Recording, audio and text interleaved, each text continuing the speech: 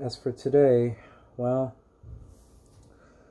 just only four topics that I read about. But it's just going to be minimal from what I'm about to explain.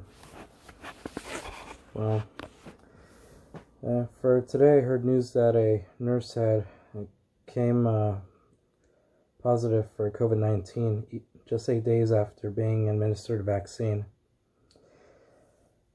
I'm not surprised over this case because the healthcare workers are given the vaccine, so the nurse being the one case of being tested positive after being administered a vaccine, just gonna have to wait and see if the vaccine is effective, because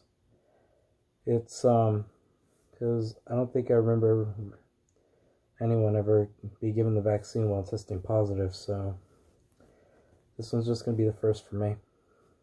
So I'll have to wait and see if the vaccine will work or not. But yeah, I also do hope that nurse survives from COVID, because honestly, like everyone else, I do want this virus to go away. Now, in other news from what I read about the Nashville bomber, honestly, I felt wrong that the motive did seem like he wanted to get the first responders, but no. After reading the article and learning that the bomber's ex-girlfriend had called police on him for making bombs, I'm just appalled to understand why he had done that and why the calls were ignored. So far it's just out of the blue like that. From what I heard, the bomber himself was a loner, and he didn't have anybody over at his home or ever had any visitors from out of town, or ever gone to be friends with neighbors and all. So this bomber definitely acted alone, and so yeah, he had to cause this big problem over in Nashville by bombing an area over there and having to die along there. That's something I just can't wrap my head around. So I'm just still looking into the info on that one. All I know is that apparently he was definitely a big concern. So I don't know why they didn't continue looking into the matter when his ex-girlfriend had called police on him, and ignore the situation. But yes. Now, into much bigger news from what I read. A new strain of the coronavirus had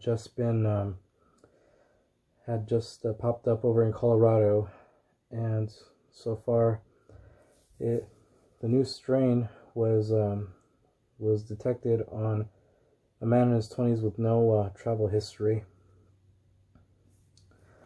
So yeah, this one definitely is a big concern, because the new strain was located over in the UK, and also located over in India and South Africa as well, and a few other places over around the world.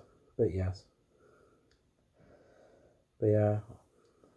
the new strain being given the name B117, this one definitely is the mutated version of the coronavirus. And already there has been talk that the current vaccine for the coronavirus could be effective to fight off B117. But I mean, I'm just hearing things from here and there and reading sources. So I can't agree unless if it actually does become effective against the new strain. And because so far some people are agreeing that they want to get vaccinated, and some aren't. So for me, I honestly, I can't get vaccinated unless if it really is effective against COVID-19, both COVID-19 and B.1.1.7, the mutated strain of COVID-19. But yeah, they did say that it could be effective, though like I said, I can't take it unless if it really is effective. So we'll have to wait and see if it really can be effective to fight off the mutated strain. Because so far there was news that it had popped up over in the UK, and this one popping up in Colorado definitely is the first case of it.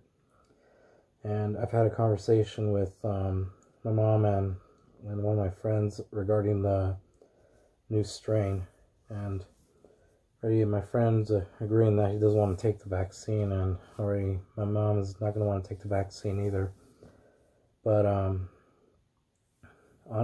honestly, it's hard to say if they're going to say that taking the vaccine is going to be optional, because someone else I knew who works in a medical field, she was given the option to take the vaccine or not over in different states. So yeah, but yeah, in regards to that, unfortunately, with this new strain popping up here in the United States over in the state of Colorado, unfortunately we're going to have to follow the same routine as when the coronavirus appeared here in the United States.